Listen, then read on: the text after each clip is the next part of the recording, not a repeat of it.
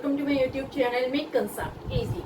आज के video lecture में मैं आपको रीजनिंग का एक इम्पोर्टेंट टॉपिक एक्सप्लेन करने जा रही हूँ जो कॉम्पिटिटिव एग्जाम के लिए मोस्ट इम्पोर्टेंट है। चाहे एग्जाम एसएससी का हो, चाहे रेलवे का हो या फिर बैंकिंग का हो, हर एग्जाम में रीजनिंग का क्वेश्चन आता है। जो टॉपिक मैं आज एक्सप्लेन कर रही हूँ उसका नाम है सेमेंटिक एनालॉजी। देखो, सेमेंटिक एनालॉजी ये बहुत इजी टॉपिक है, लेकिन इसका नाम थोड़ा सा डिफिकल्ट है। बच्चे सेमेंटिक एनालॉजी का नाम सुन के ही कंफ्यूज हो जाते हैं कि पता नहीं इसमें कैसे क्वेश्चन होंगे, लेकिन ये बहुत ही इजी टॉपिक है। मैं आपको इजीएस्ट मैनर में बताऊंगी कि किस तरह से सेमेंटिक एनालॉजी के क्वेश्चंस आप सोल्व करेंगे। जब आप किसी भी कॉम्पिटिटिव एग्जाम की तैयारी करते हैं तो रीजनिंग तो मोस्ट इम्पोर्टेंट पार्ट होता है एग्जामिनेशन का। मैं आज स्टार्ट कर रही हूँ सेमेंटिक एनालॉजी से, और आगे कमिंग वीडियो लेक्चर्स में मैं आपको रीजनिंग के सारे नए नए टॉपिक डिटेल्ड वे में इजीएस्ट मैनर में एक्सप्लेन करूंगी। चाहे आप एसएससी सीजीएल की तैयारी कर रहे हो, चाहे रेलवे की तैयारी कर रहे हो या फिर बैंकिंग की तैयारी कर रहे हो, हर एग्जाम में वो क्वेश्चंस पूछे जाएंगे जो मैं आपको एक्सप्लेन करूंगी। तो मैं आपको बहुत ही आसान तरीके से रीजनिंग के क्वेश्चंस समझाऊंगी। आज मैं आपको बता रही हूँ सेमेंटिक एनालॉजी क्या होती है। देखो, सेमेंटिक एनालॉजी ये एक लिंग्विस्टिक, ग्रामेटिकल और लिटरेरी कंसेप्ट है। इसमें एक वर्ड का रिलेशन दूसरे वर्ड के साथ एक खास तरीके से बताया जाता है, एक पर्टिकुलर वे से बताया जाता है, एक सर्टेन वे से दिया जाता है। इसके बाद आपको एक और वर्ड दिया जाता है। आपको क्या करना होता है कि उस वर्ड से रिलेटेड एक नया वर्ड खोजना होता है। ये होती है सेमेंटिक एनालॉजी। सेमेंटिक एनालॉजी के मैं आज आपको कुछ क्वेश्चंस करवाऊंगी। मैं आपको रिलेशन समझाऊंगी कि किस तरह से दो वर्ड्स में रिलेशन होता है, और जो तीसरा वर्ड होता है उसके लिए आप रिलेटेड वर्ड कैसे फाइंड आउट करेंगे। तो देखो, कुछ क्वेश्चंस मैंने लिए हैं। सबसे पहला क्वेश्चन आता है, umbrella is related to rain. Similarly sweater is related to. देखो, यहाँ 3 ऑप्शन गिवन है। आपको एग्जाम में 4 ऑप्शन गिवन होंगे। मेरे पास स्पेस कम है, इस वजह से मैंने 3 ऑप्शन लिखे हैं। 3 ऑप्शन में पहला ऑप्शन है समर, दूसरा है विंटर और तीसरा है स्प्रिंग। देखो, जो आपको पहले 2 वर्ड गिवन होते हैं उन दोनों में आपको रिलेशन फाइंड आउट करना है कि इन दोनों में क्या रिलेशन है। जो रिलेशन इन 2 वर्ड में होगा, सेम रिलेशन आपको यहाँ पर आइडेंटिफाई करना है। देखो, हम अम्ब्रेला कब यूज करते हैं? जब बारिश आती है, यानी रेनी सीजन में हम अम्ब्रेला यूज करते हैं। तो स्वेटर आप कौन से सीजन में यूज करेंगे? स्वेटर हम यूज करेंगे विंटर सीजन में। तो यहाँ पर आप लिखेंगे winter.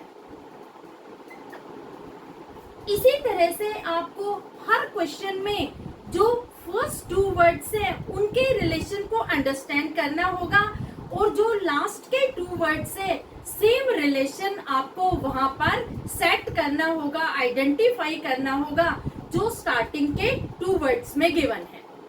Next question is mason is related to stone. Similarly carpenter is related to what. यहाँ पर 3 ऑप्शन गिवन है, फर्नीचर, वुड और चेयर।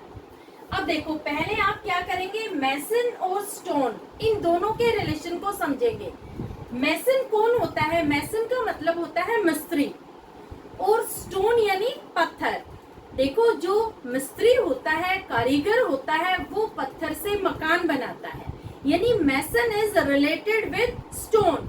इसी तरह से जो कारपेंटर है वो किससे रिलेटेड होगा? कारपेंटर काम करता है वुड के साथ। मैसन और कारपेंटर दोनों ही आर्टिसन है, दोनों ही कारीगर है।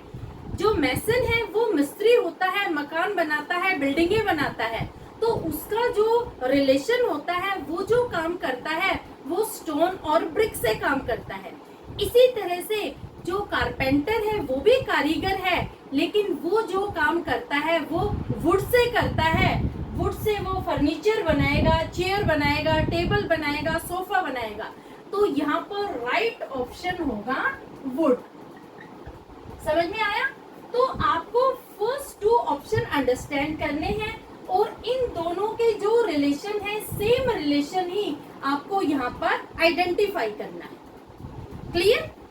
Question number 3 is iron is related to solid, similarly mercury is related to, 3 option है, गैस, एयर और लिक्विड। देखो, जो आयरन होता है, लोहा होता है, उसकी स्टेट होती है सॉलिड, वो सख्त होता है, उसे आप इजीली मोल्ड नहीं कर सकते। इसी तरह से जो मरकरी है उसकी स्टेट कैसी होती है? मरकरी की स्टेट होती है लिक्विड, तो आप यहाँ लिखेंगे लिक्विड। ठीक है? Next question is peacock is related to India, what is related to America. यहाँ पर आपको 3 ऑप्शन गिवन है, ईमू, क्रेन और बॉल्ड ईगल। देखो, पहले तो आप फर्स्ट 2 वर्ड का जो रिलेशन है वो अंडरस्टैंड करेंगे। पीकॉक क्या है? पीकॉक एक बर्ड है और इंडिया एक कंट्री है। इंडिया का नेशनल बर्ड पीकॉक है, तो यहाँ पर हमें अमेरिका गिवन है। तो जिस तरह से इंडिया का नेशनल बर्ड पीकॉक है, इसी तरह से अमेरिका का नेशनल बर्ड है बॉल्ड ईगल। तो आप यहाँ लिखेंगे bald eagle. Clear? Similar relation ही आपको यहाँ पर आइडेंटिफाई करके लिखना होता है। जो फर्स्ट 2 वर्ड्स में होता है, सेम रिलेशन आप आइडेंटिफाई करेंगे। ये जरूरी नहीं है कि ब्लैंक कहीं भी हो सकता है, जरूरी नहीं है कि लास्ट में आपको ब्लैंक दिया हो या क्वेश्चन मार्क दिया हो, बीच में भी दे सकते हैं। ऐसा भी कर सकते हैं, यहाँ पर 2 वर्ड दे सकते हैं जिनका रिलेशन हो और फर्स्ट 2 वर्ड में आपको रिलेशन एस्टेब्लिश करना हो सकता है। तो किसी तरह से भी क्वेश्चन आ सकता है, आपको कोई टेंशन नहीं लेनी है। आपको करना क्या है कि जो 2 वर्ड साथ साथ दिए हैं उन दोनों में रिलेशन आइडेंटिफाई करना है, पहचानना है कि इनमें क्या रिलेशन है और सेम रिलेशन ही नेक्स्ट 2 वर्ड्स में आपको एस्टेब्लिश करना है। Clear? Next question is book is related with author, similarly newspaper is related with, 3 option है, रिपोर्टर, जर्नलिस्ट और एडिटर। अब देखो, पहले आप दोनों का रिलेशन अंडरस्टैंड करेंगे। जो किताब होती है वो ऑथर लिखता है, लेखक लिखता है। इसी तरह से न्यूज़पेपर को कौन लिखता है? न्यूज़पेपर को जर्नलिस्ट लिखते हैं, जो पत्रकार होते हैं वो न्यूज़पेपर को लिखते हैं। तो इसका राइट आंसर होगा जर्नलिस्ट। जर्नलिस्ट। समझ आया? नेक्स्ट क्वेश्चन आता है, dog is related to bitch, similarly cat is related to what. 3 option given है, एम्प्रेस, क्वीन और प्रिंसेस। अब देखो, सबसे पहले तो आपको डॉग और बिच इन दोनों का रिलेशन अंडरस्टैंड करना है। जो बिच है ये डॉग का फीमेल वर्जन है, यानी जब आप डॉग के फीमेल वर्जन को देखते हैं तो आप कहते हैं कि ये बिच है। लेकिन कैट के फीमेल वर्जन को जब आप देखते हैं तो उसे आप कैसे आइडेंटिफाई करेंगे, कैसे आप उसका नाम देंगे? तो कैट का फीमेल वर्जन होता है क्वीन। ये शायद आपने सुना भी नहीं होगा। कैट का जो मेल वर्जन होता है वो तो कैट ही होता है, लेकिन कैट का जो फीमेल वर्जन होता है वो होता है क्वीन। तो आप यहाँ लिखेंगे क्वीन। समझ आया? यहाँ डॉग का जेंडर मेल है और बिच का जेंडर फीमेल है। बिच भी डॉग कैटेगरी की है लेकिन इसका फीमेल वर्जन है।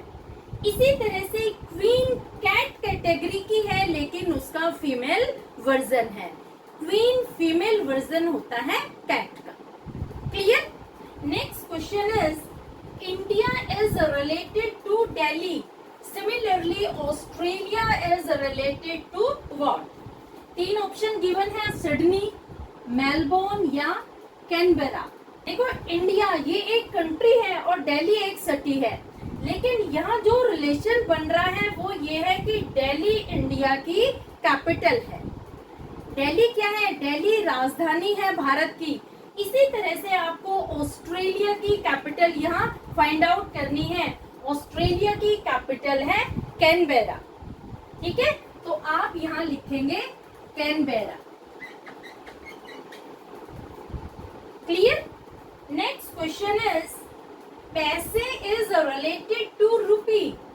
Similarly what is related to kilometre? Option यहाँ गिवन है मीटर, डेकामीटर और सेंटीमीटर।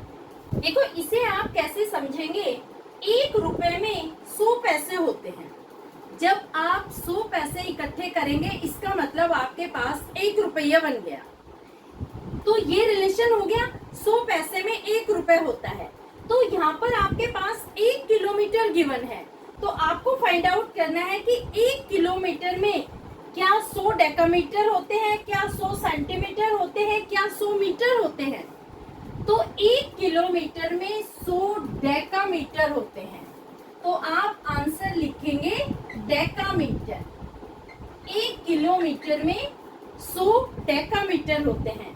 जो मीटर होते हैं वो 1000 होते हैं 1 किलोमीटर में, और जो सेंटीमीटर होते हैं वो 1 लाख होते हैं 1 किलोमीटर। तो समझ आया कैसे आपने रिलेशन एस्टेब्लिश किया? देखो क्वेश्चन में आपको 1 रुपए गिवन था और 1 किलोमीटर गिवन था। यहाँ पर आपको 100 से रिलेट करना है। तो 100 पैसे इज इक्वल टू 1 रुपी। इसी तरह से 100 decametre is equal to 1 kilometre. समझ आया? Next question is pain is related to agony. Similarly angry is related to what? 3 option given है, लिविड, प्लेसिड और माइल्ड।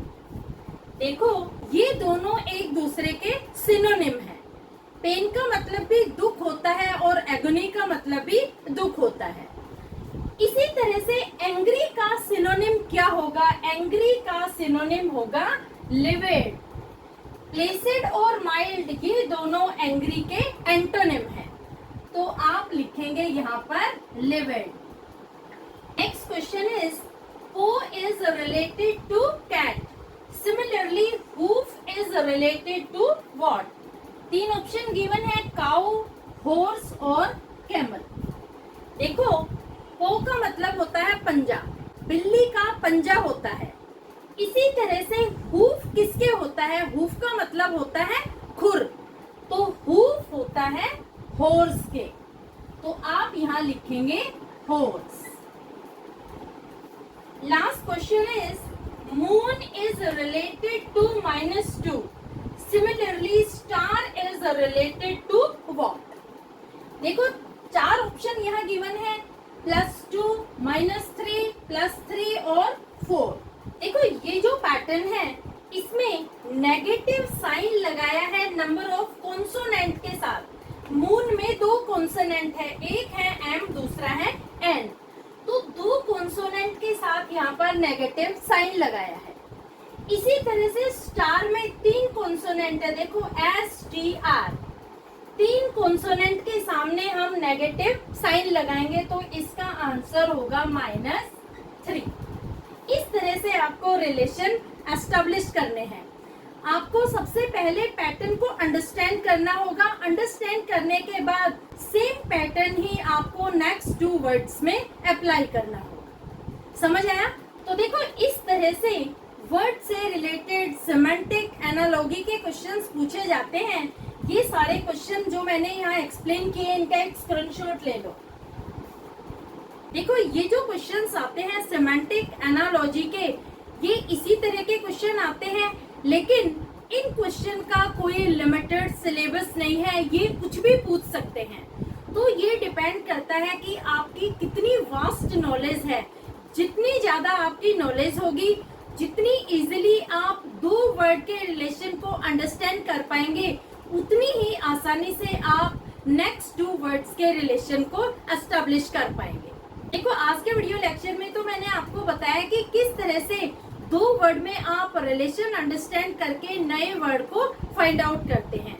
नेक्स्ट वीडियो लेक्चर में मैं आपको नंबर और अल्फाबेट से रिलेटेड सिमेंटिक एनालॉजी के क्वेश्चंस एक्सप्लेन करूंगी। तो मेरे चैनल को आप सब्सक्राइब जरूर कर लेना, लिंक पे अपने फ्रेंड्स को जरूर शेयर कर देना, क्योंकि बहुत आसान तरीके से मैं आपको रीजनिंग के क्वेश्चंस एक्सप्लेन करूंगी जो आपके कॉम्पिटिटिव एग्जाम के लिए most important. Clear? Thank you.